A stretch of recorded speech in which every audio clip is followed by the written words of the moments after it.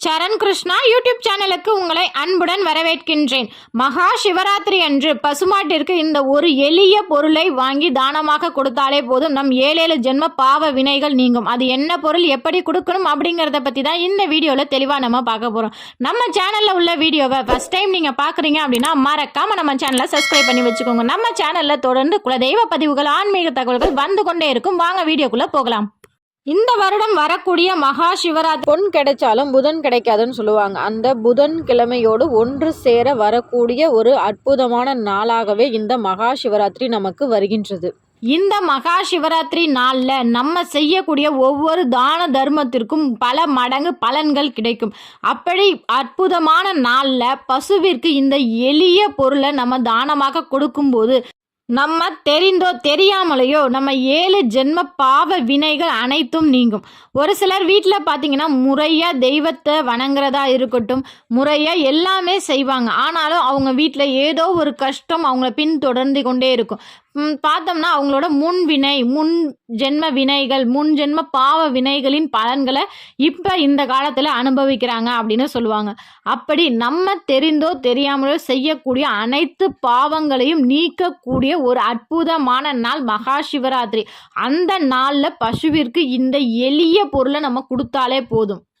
ஒரு பசுமாட்டில் அனைத்து தெய்வங்களும் சங்கமிச்சிட்டு இருக்காங்க அப்படிங்கிறது பலருக்குமே தெரிந்தது.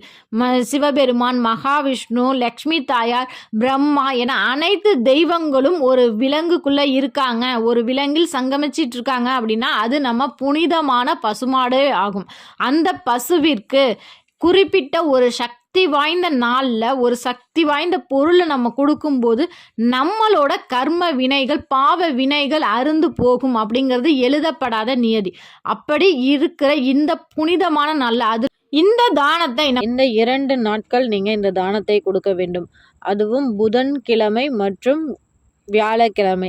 இந்த நாளில் ரொம்பவே சக்தி வாய்ந்த நாள். இந்த நாளில் நம்ம பசுவிற்கு தண்ணி கொடுத்தா கூட அவ்வளோ நல்ல பலன். பசுவிற்கு தண்ணீர் தாகம் தீர்ப்பது, தெருநாய்களுக்கு, குருவிகளுக்கு அன்னைக்கெல்லாம் உங்கள் மொட்டை மாடியில் தினமும் வைக்கிற பழக்கமே இல்லைனாலும் புதன்கிழமையிலே போய் கொஞ்சம் தண்ணி வச்சிருங்க.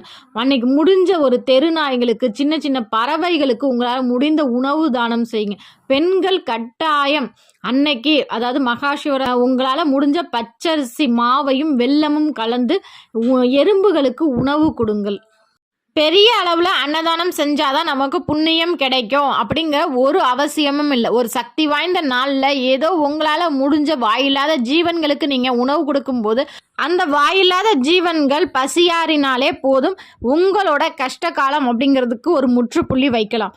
இந்த சக்தி வாய்ந்த நாளில் நம்ம பசுமாட்டிற்கு கொடுக்க வேண்டிய உணவு என்ன அப்படின்னு பார்த்தீங்கன்னா, பாசி பருப்பு, பச்சை பயிறு அப்படின்னு சொல்லுவோம். அந்த பச்சை பயிறு முழுமையான பச்சை பயிராயும் நீங்கள் கொடுக்கலாம். இல்லை பாசி பருப்பு, சிறு பருப்பு அப்படின்னு சொல்லப்படுற சிறு பருப்பை செவ்வாய்க்கிழமை இரவே ஊற வைத்து ஊறிய பருப்புடன் வெல்லம் கலந்து நீங்கள் பசுவிற்கு கொடுங்க.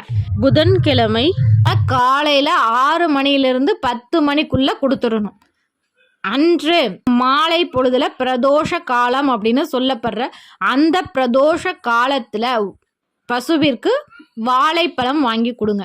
வியாழக்கிழமை காலையில் இதே போல் நேற்று எப்படி ஊற வச்சிங்களோ அதே போல் சிறு பருப்பை நைட்டே 100 பருப்பு ஊற வச்சிருங்க. ஊற வச்சு வெல்லம் கலந்து வியாழக்கிழமை காலையில் 6 மணி 7 மணிக்கெல்லாம் பசுவிற்கு கொடுத்துருங்க.